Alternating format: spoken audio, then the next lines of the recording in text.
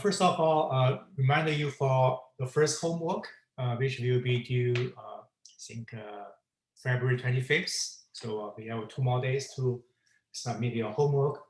I see many of us has already submitted, but some of you haven't really started. So yeah, just make sure you submit it before the due date, 25th. Okay.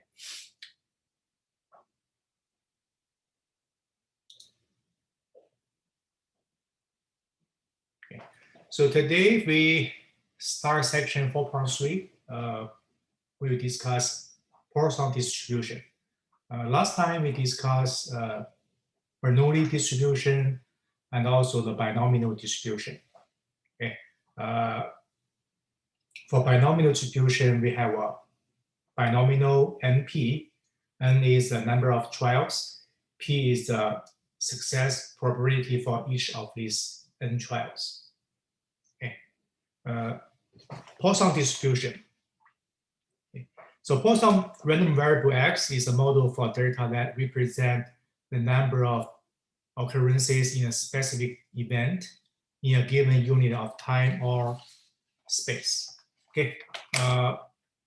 For example, the number of calls received by switchboard during a given period of time, a number of machine breakdown in a way, or number of traffic accidents at a given intersection during a given time period.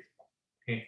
For this kind of event, we have many trials. Okay. Or for example, for the number of cars in a week passing a certain intersection is a lot, thousands or even tens of thousands. Okay. But for each car, the chance that car has accident in that intersection is very low. Okay, so we can use Poisson distribution to describe these events. Okay, and you will see more example in a moment.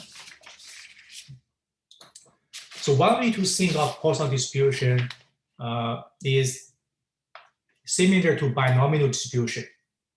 And we know for binomial distribution, the N is the number of trial, and P is the success rate or the probability that trial is success.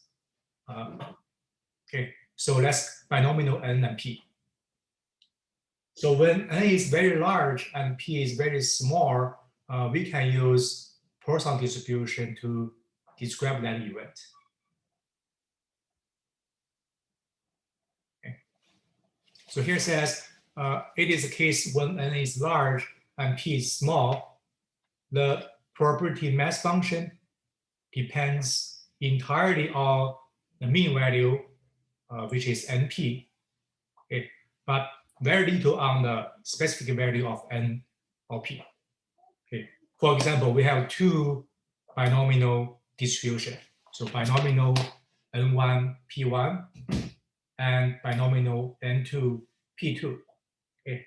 So when N is very large and P is very small, as long as N1 times P1 equal to N2 times P2, then the PMF of these 2 binomial distribution is very similar.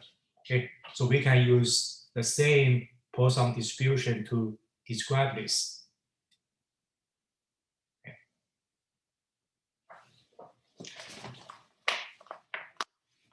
So we can use Poisson distribution to describe this binomial mass function with lambda. Here, lambda is equal to N times P. Okay, and lambda is the only parameter for Poisson distribution. Okay, for any Poisson distribution, that's only one parameter, which is lambda. Okay, on the other case, for binomial distribution, we have 2 parameters, N and P. Okay.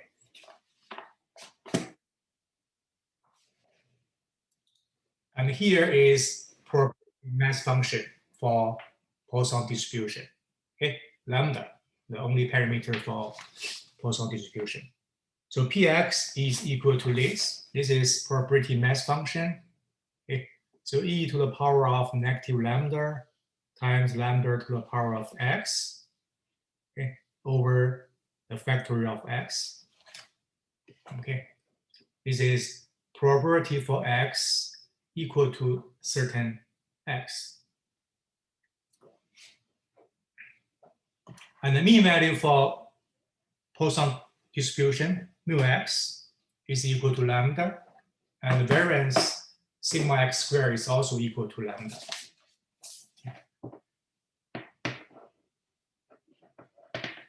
Okay. So next, I'm going to show you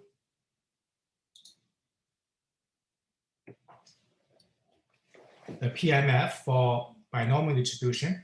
Okay, so you can compare these two distributions side by side.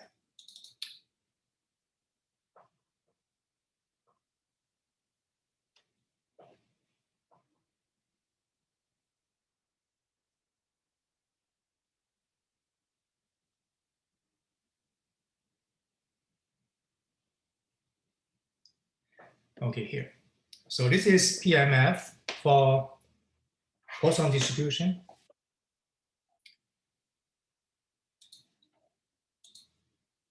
Right.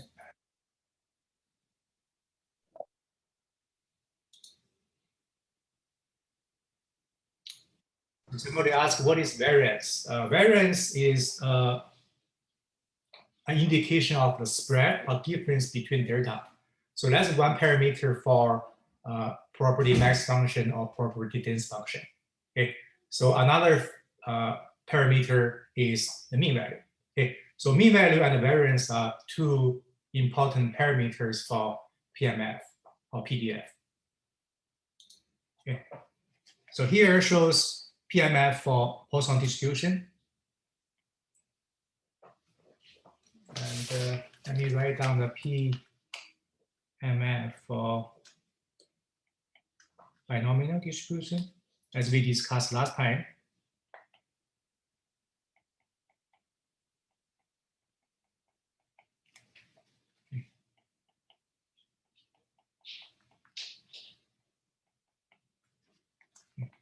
And 0 otherwise.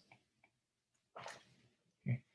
And for binomial, so this is binomial and P. Okay. And the mean value for binomial distribution is NP. And the variance is NP times 1 minus P. Okay. So when N is very large and P is very small, okay, so we can use Poisson distribution to describe binomial distribution. Use lambda equal to NP. Okay, and in that case, the lambda will be similar to NP, and the variance is similar to NP times 1 minus P. Okay, and of course, X must be a discrete random variables.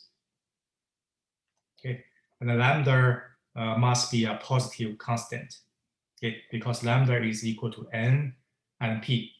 N is number of trial, which is positive number. P is the success rate for each trial, which also be a positive number. So lambda is also a positive constant.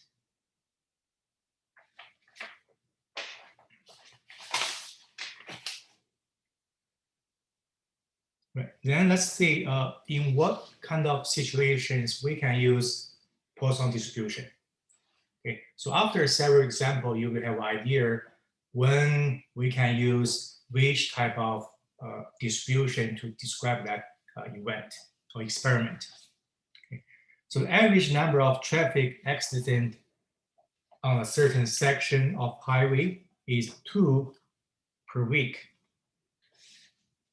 Okay, so find the probability of exactly 1 accident during a 1 week period. All right. Okay. So for this type of questions, we can use Poisson distribution. Okay. We can also think this question as binomial distribution. Okay. So each week we have many cars passing through that intersection. Okay. And for each car, the probability that car has accident in that intersection for that week is P. Okay. And P is very small, obviously, and N is very large. Okay. So we can think this example as binomial NP. But we do not know N, which is the number of cars passing through that intersection for a week.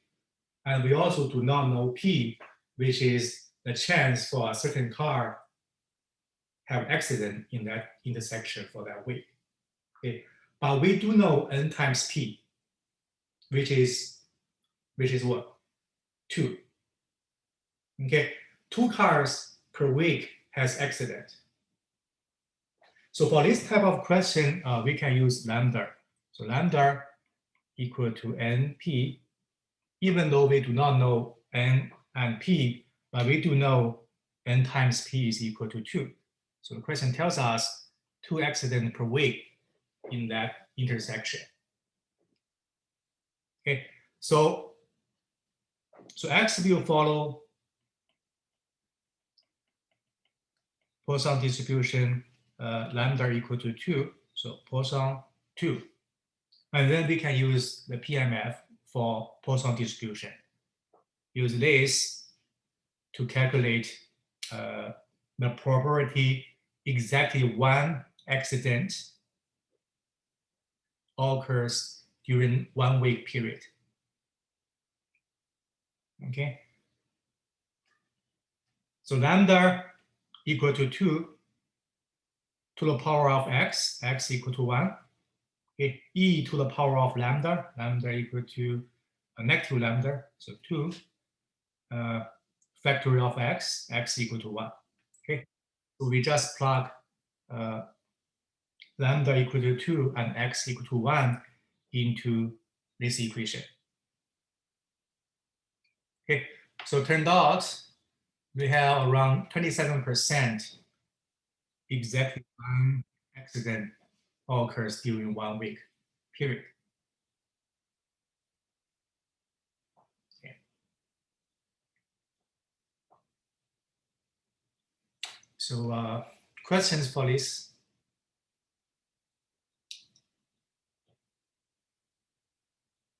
Let's look at another example. So this is another classic situation we can use Poisson distribution, which is concentration of solution.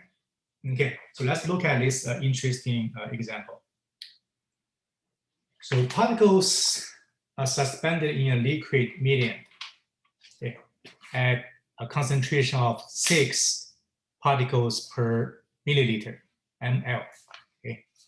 A large volume of suspension is thoroughly agitated, which means the concentration is homogeneous. Okay.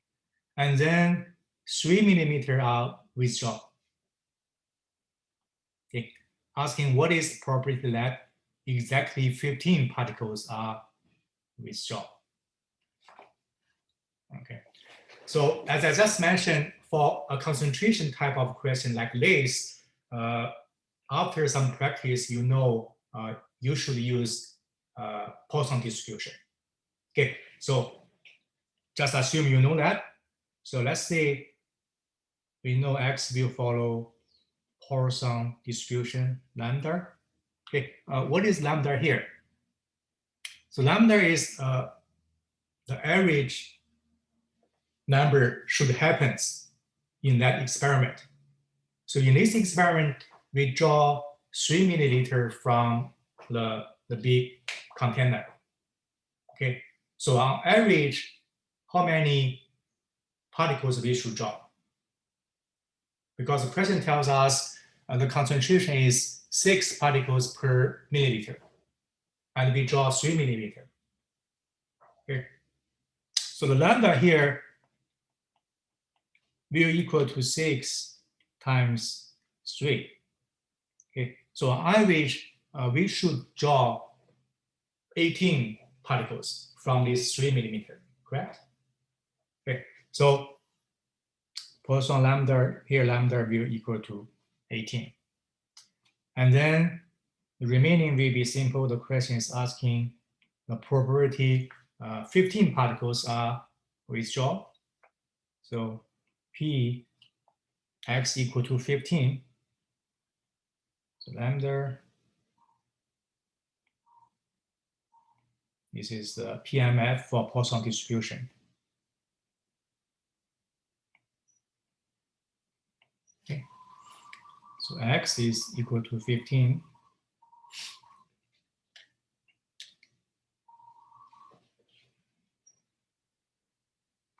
Lambda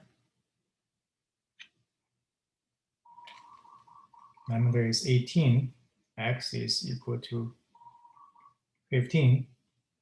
E negative lambda negative 18. Okay.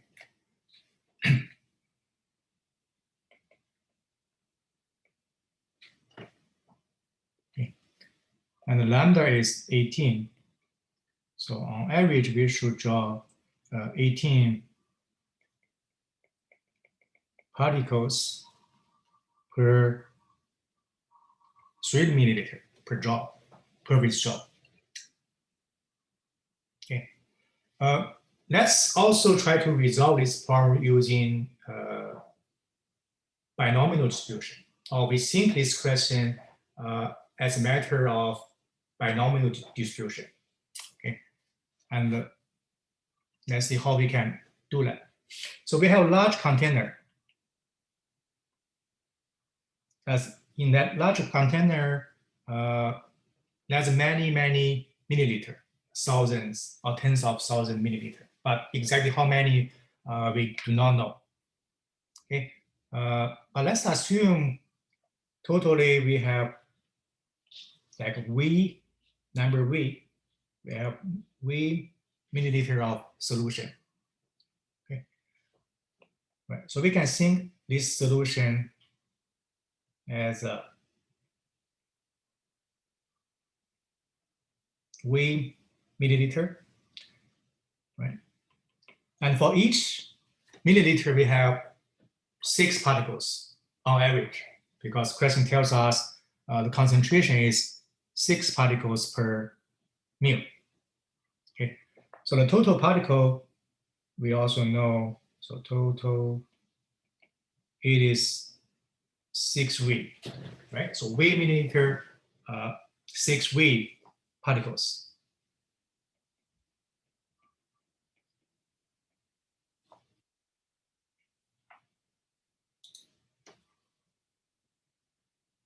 Okay, and let's also define X is the number of particles withdrawn.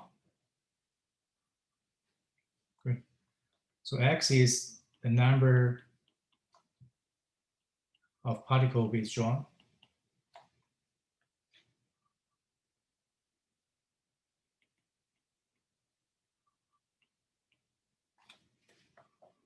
Okay, and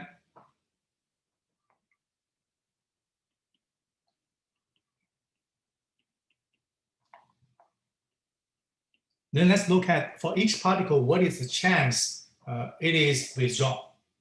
Okay, so each particle has a chance of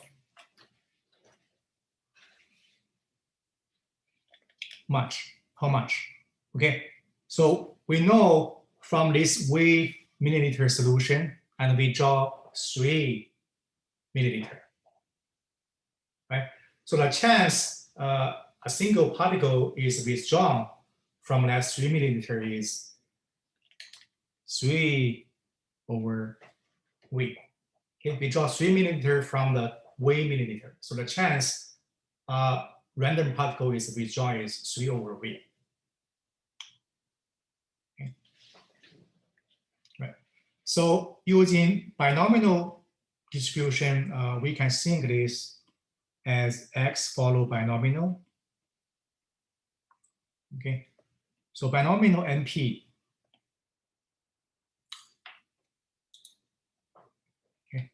So n is number of trials, and p is for each trials, the chance success rate is p.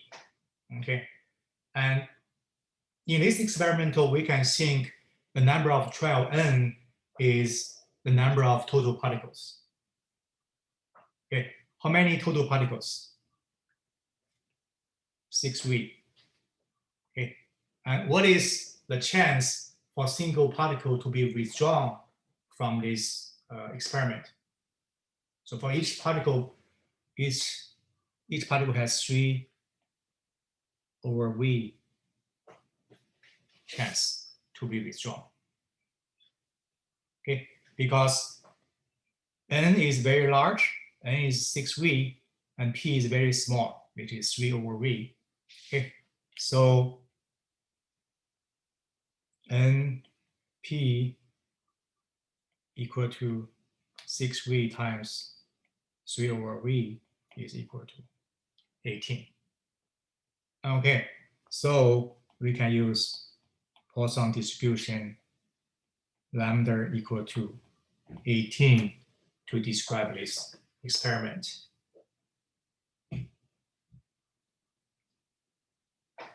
Okay. As long as we figure out that, the answer will be easy.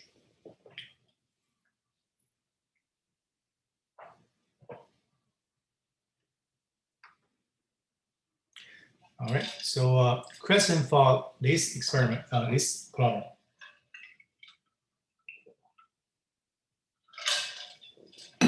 Okay.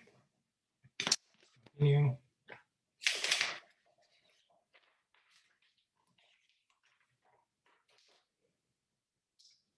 So we use how to use Poisson distribution to estimate rate. Okay. So lambda is the mean number of event that occurs in 1 unit of time or space. Okay, and if we define x is number of event observed to occurs in t units of time or space. Okay, for example, 1 milliliter we have 6 particles on average. Okay, if we draw 3 milliliter, the number of events on average should be 3 times 6, so 18. Okay.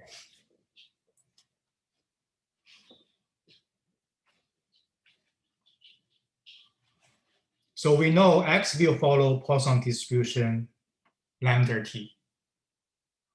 Okay, so as we did in the last example, for each single volume, the average is 6 particles, and we withdraw 3 particles. So on average, it should be 6 times 3, 18. So lambda is equal to 18. Okay, so as in this situation.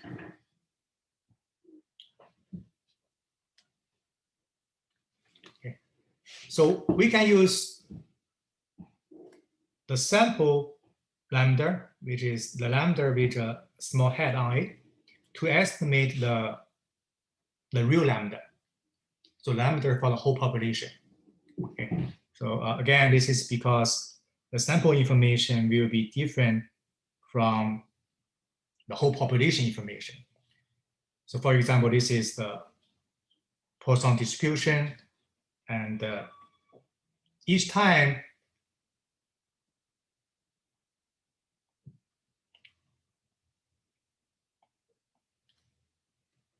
the sample lambda will be different. Okay, so go back to the last example. If we withdraw 3 milliliter, and we found out we have 17 particles.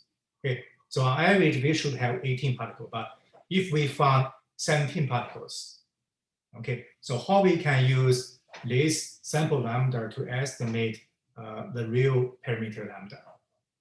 Okay.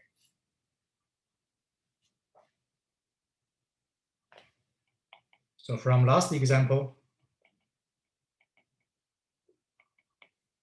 okay, so if we sampled 3 milliliter, And we found out we have 17 particles.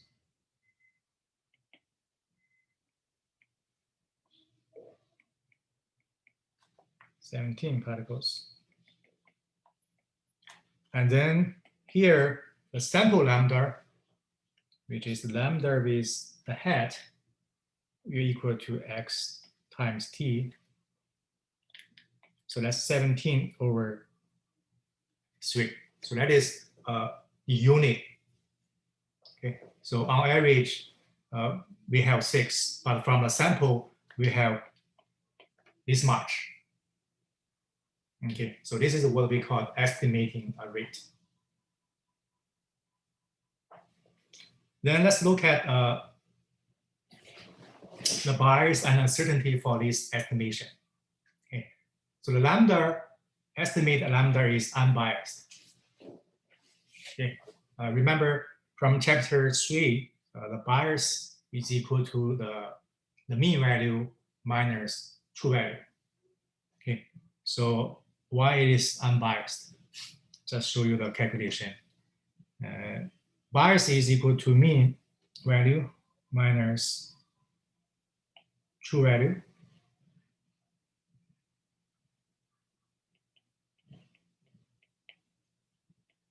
So mean value of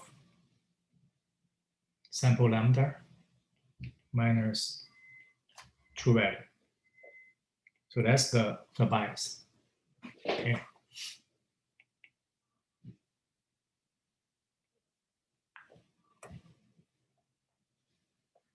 So the mean value of lambda minus true value. The true value is lambda. Okay. That will become mean value of x over t minus lambda. Okay. Because this. So that will be further simplified as mean value of x minus t minus lambda. Okay, and mu x is lambda t minus lambda. Okay.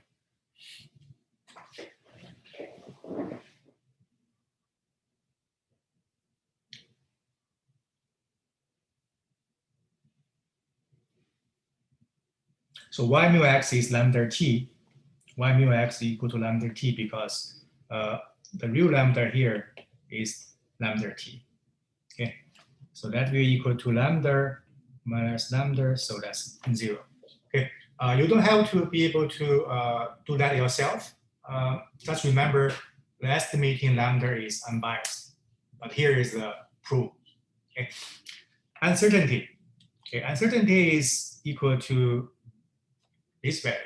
As we can see, if we increase the t, we will decrease the uncertainty. Okay, and here is the proof. Again, you don't have to remember how to prove it, but anyway. So sigma of estimated lambda is equal to sigma x over t. That is equal to sigma x t. Okay. The sigma is square root of lambda t. Okay, over t. So that is further simplified as square root of lambda over t. Okay. So as we can see, if we increase the t value, we'll reduce the uncertainty lambda. Okay. In a question, if we do not know the real lambda, oftentimes we use the sample lambda to subtract the real lambda. So that is Poisson distribution. Okay. After you do the questions, you will know in what situations usually use Poisson distribution. Okay, here's another example. Again, this is a concentration problem. Okay. A 5 millimeter sample of suspension is withdrawn. Okay, 47 are counted. Okay, from the sample of 5 millimeter, we found out 47 are counted. Estimate the mean number of particles per mil. Okay, so that one is easy. So estimate lambda is equal to x times t. Okay, so from the 5 millimeter, we found out 47 particles. Okay, so the estimated mean number is 9.4 particle per mil. Right. Question also asking what is the uncertainty in the estimate. Okay, the uncertainty in the estimate will be here. Here, so square root of lambda over t. So uncertainty for this estimation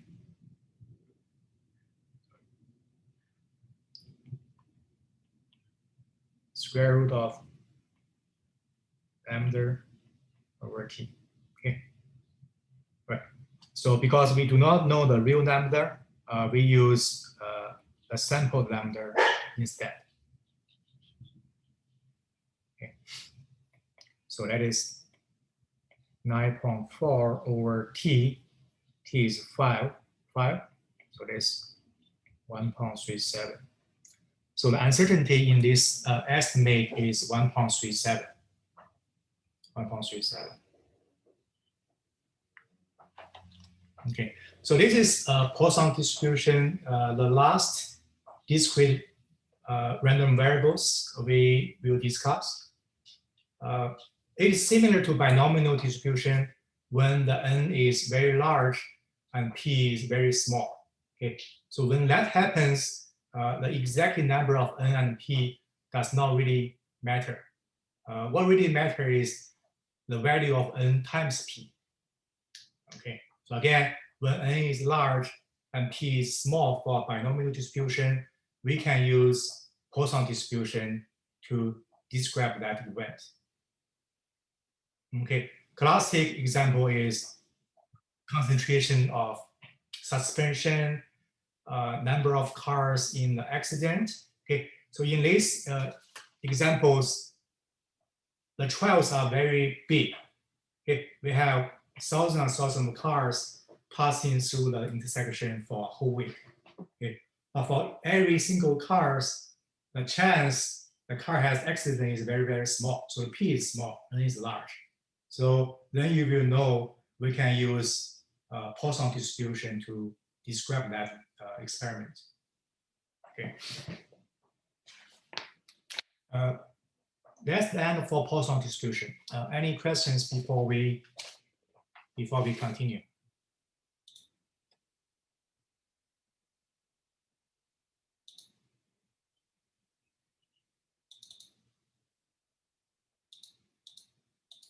All right. And let's continue section 4.5. Okay. So normal distribution. I think probably everyone has heard about normal distribution already. Okay. For a reason. Okay. So because normal distribution is by far the most commonly used distribution in statistics. Okay.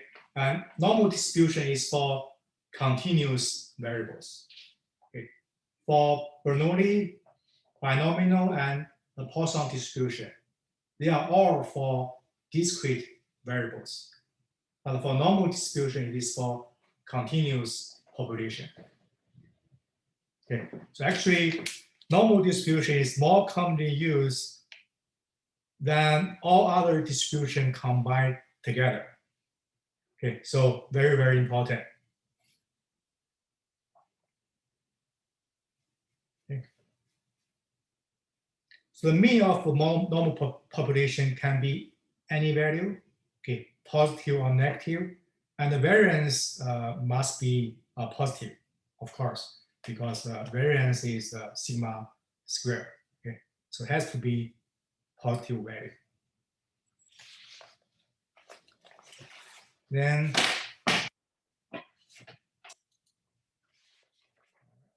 let's look at the probability density function and also the mean value and variance for normal distribution. Okay, it is not probability mass function. Remember, probability mass function is for discrete variables such as normal distribution or binomial distribution. Normal distribution is continuous variables. So the probability function is called probability density function. So probability density function. All right, so density function is very complicated. And we know from chapter 2, to calculate the probability, we should do the integration for PDF, for the density function, right? We should do the integration for fx for a certain range you are interested in. But to do the integration for this is very hard, if not impossible. But we have an easier way to do that, which we'll discuss in a moment. And we write x follow n, n is for normal. Normal distribution has two parameters, mu and sigma squared, the mean value and the variance. And the mean value is equal to mu, okay? And the variance is equal to sigma squared.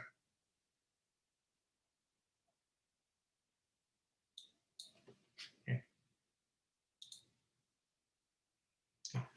For different normal distribution, the mean value mu and the variance sigma squared are different. However, the shape of the curve is constant. So the shape does not change for normal distributions. It always looks like that. Okay. So here shows the probability density function PDF with the mean value of mu, okay, and the standard deviation of sigma. Okay. So one thing we can notice is it is symmetric between mu here, symmetric between this xl. So the mean value and the median is the same because it's symmetrical. Okay. Another thing we can notice is for normal distribution, the chance the random chosen value fall within mu plus minus sigma. So that's the mean value plus minus 1 standard deviation is around 68%. That's true again for all normal distribution, no matter what is the mean and the variance value is. And also 95% of the chance a random chosen value fall within mu plus minus 2 sigma. And 99.7% of chance fall within mu plus minus 3 sigma. Okay, so that is called 68, 95, and 99.7% rule.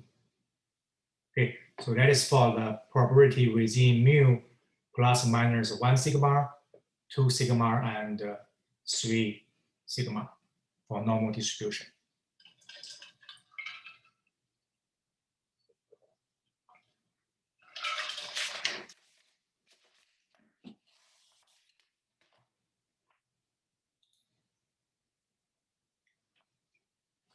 Standard units.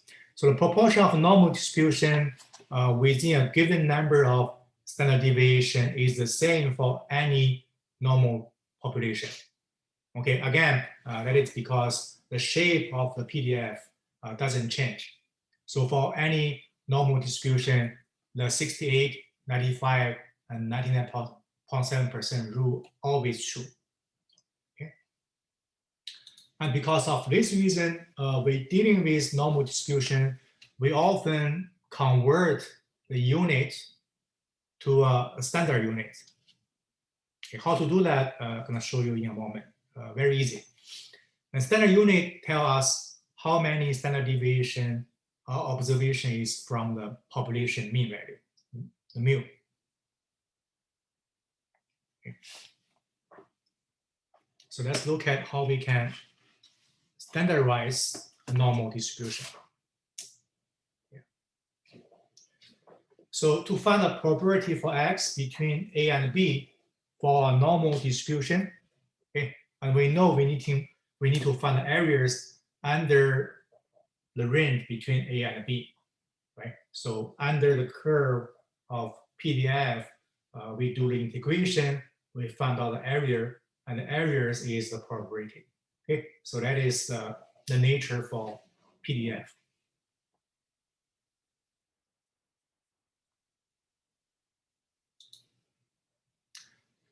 To make this easy, because to do integration for a normal distribution is very, very hard.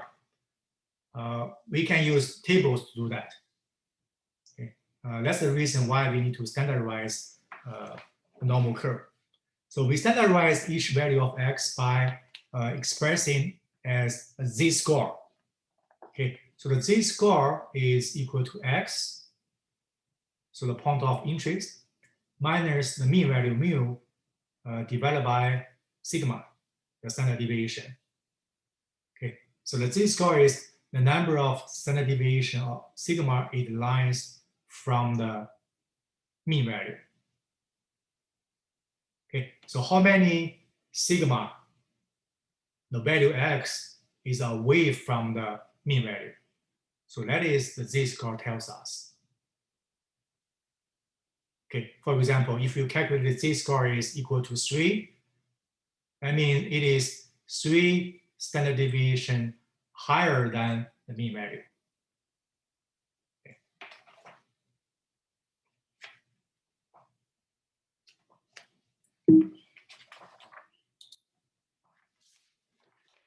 The number of z is also called z-score. Okay, and z-score is item sample from a normal distribution. The standardized normal distribution has a mean value of 0, so mu is equal to 0, and the standard deviation of 1. Okay. And here shows the PDF for normal standardized normal population. Okay.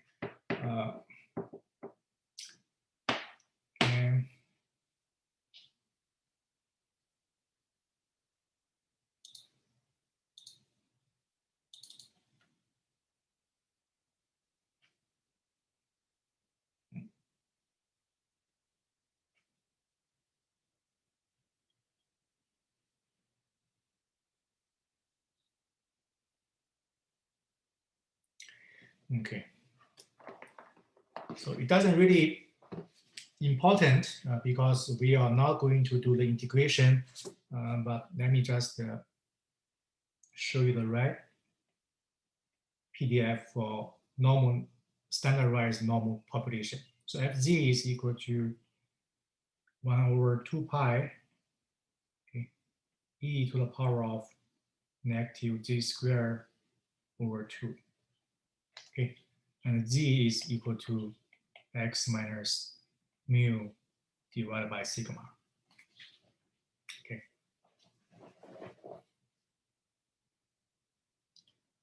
And here is the normal, standard normal distribution, okay, on the z curve.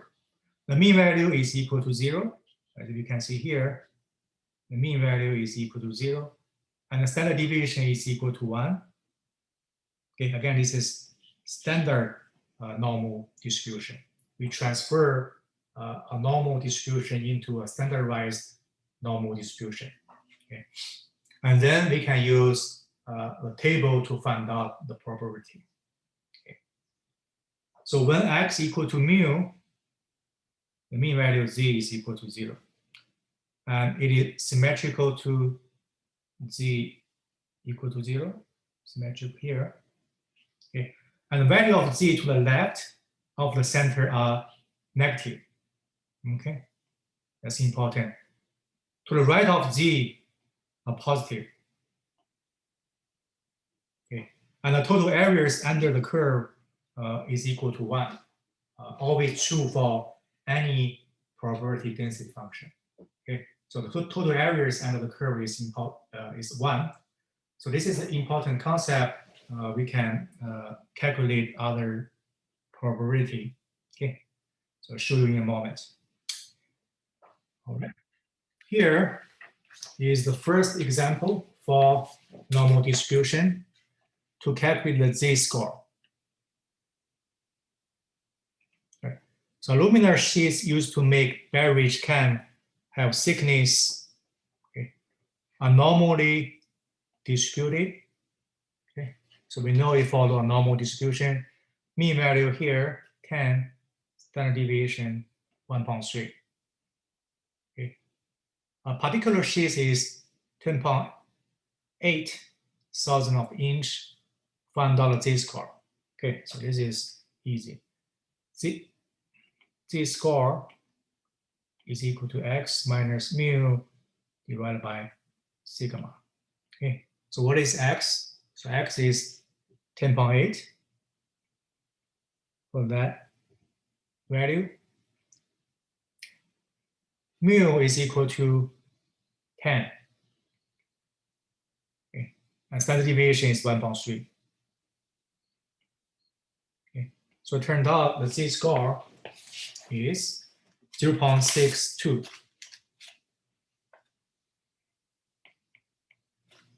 So what does that mean? That means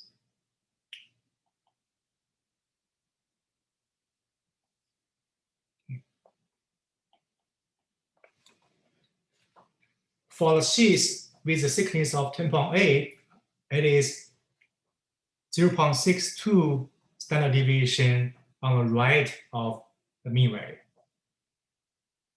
Okay, and after we found out that, we can calculate the probability for any range.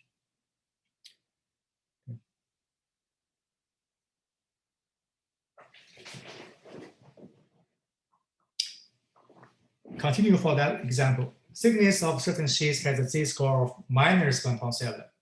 So minus 1.7 means it is 1.7 sigma less than the mean value.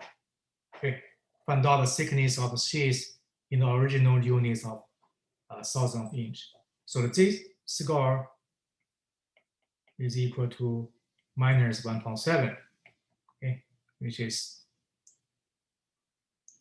x minus mu divided by sigma.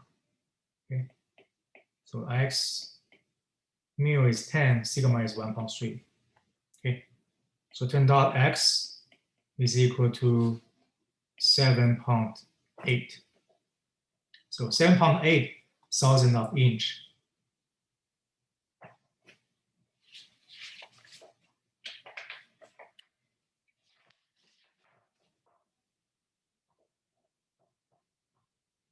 Okay, questions so far for calculate the z-score?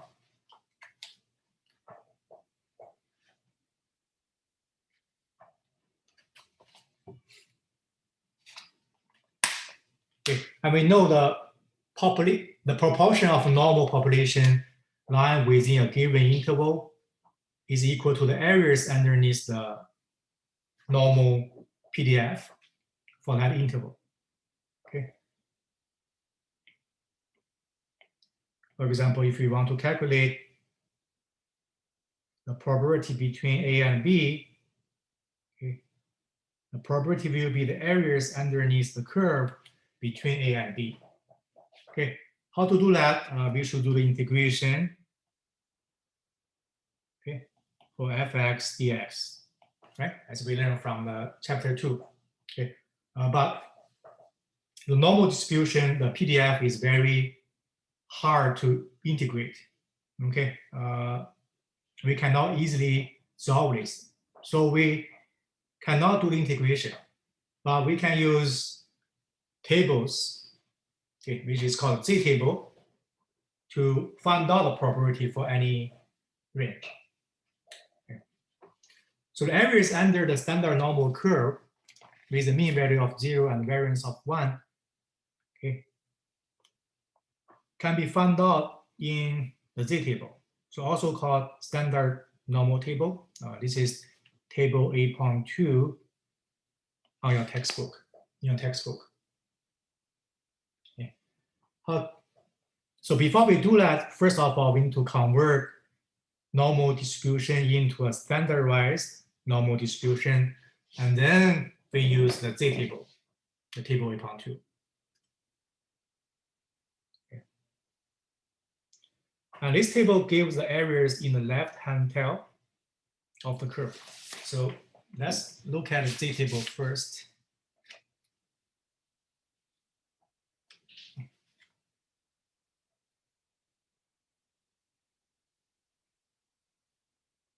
All right, here we go. All right, this is table 8.2. It's called cumulative normal distribution, or Z table, on page 818 in your textbook. Okay, so here give a left-hand tail, which is the shaded areas in blue. Okay, which means the table gives us the probability for any z-score, so less than that value. Okay. For other areas, can be calculated by subtracting or using the fact that the total areas under the curve is equal to 1. Okay, so we're gonna find out how to use that. So actually, the procedure is very straightforward. How to use table 8.2? Let's look at it. So the 4-digit probability from table 8.2. Okay, for example, for z-score of 1.36, okay, we found out the z-score. So 1.3 is in the first row. So z-score 1.3. Okay, so 1.36 is here. So 0.9131. So what does that mean? That means the probability a random chosen value less than z-score of 1.36 is 91.31%. Okay. Let's look at another example. Okay. We can also calculate the probability, for example, less than or equal to 1.36. Okay, so this is what the table gives us. The table gives us the probability on the left-hand tails of the z. Okay, so directly look at the z table. So that is 91.31%. If the question is asking p-value larger than 1.36, okay, then we should do a transformation. We use 100% minus 0.9131. Okay, minus 0.9131. Because the question right now is asking for this area. And we know the total areas under the curve is 1. So we use 1 minus the red area, which is 0.9131. Okay. If the question is asking for a range, okay, so the p-value between minus 1.2 and 1.36 is these areas. So how we can do that? So we can, first of all, look at the value for z-score of 1.36. Okay. Okay. So that value is 0.9131 again. So this is this area, the left-hand tail. Okay. So we found from the z table 0.9136 corresponding to z-score of 1.36, so 0.9131 minus 0.1151. So how we can find out that value? So that value is for z-score of minus 1.2. Okay. So Z score minus 1.2 is here. Let me find out together.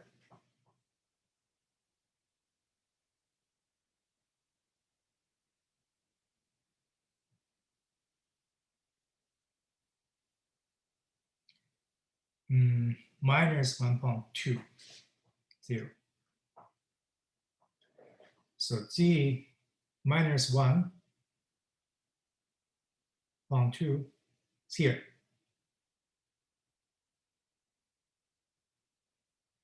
So G score of minus 1.2, so 1.2 is here, 1.20 is here. Okay? So 1151. So these areas is these areas. Okay, so to find out the value between minus 1.2 and positive 1.36, so we use 0.9131 minus 0.1151.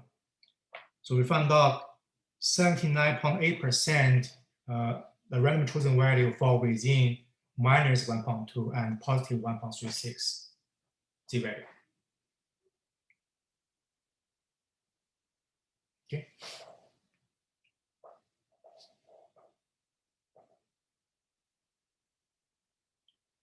All right. Question on how to find out the Z table using the Z table.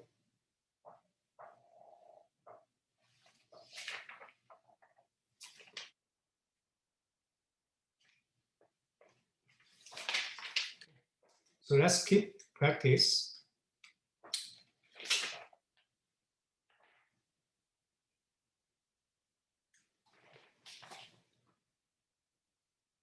So this is asking find the value of Z.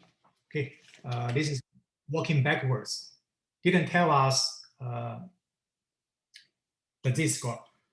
Instead, it tells us the probability and asks us to find out the value of Z has 0.25 to its left. Okay, so again, we use the Z table. First of all, we look at the 4-digit areas closest to 0.2500. And where it is around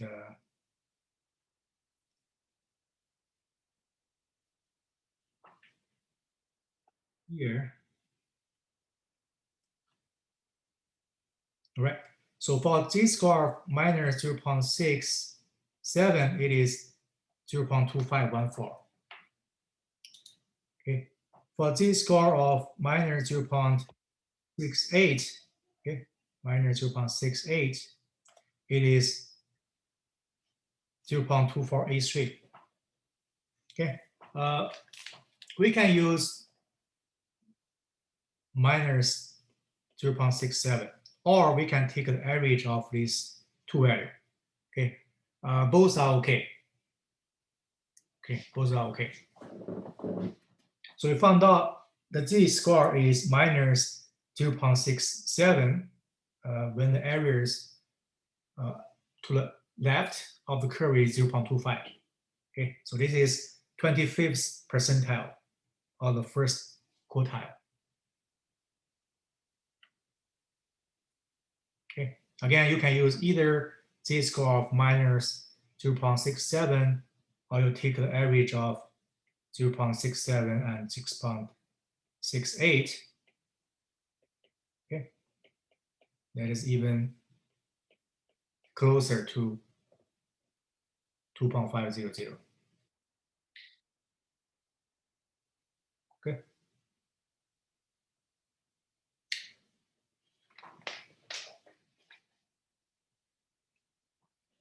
Let's do one more practice. Okay.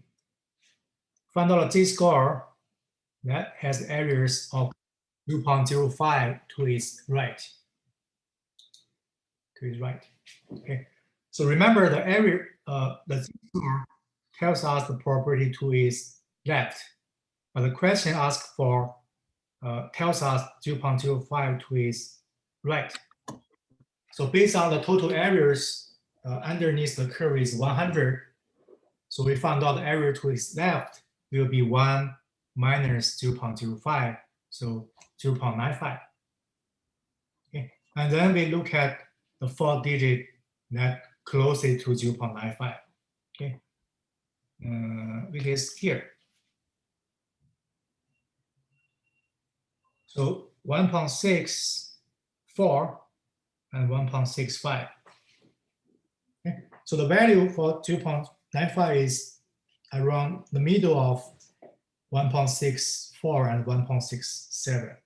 1.64 and 1.65. Okay, so we can take the average 1.64 plus 1.65, 1.645. Okay, let's stop here. We're going to continue the practice next time. Any questions before we dismiss?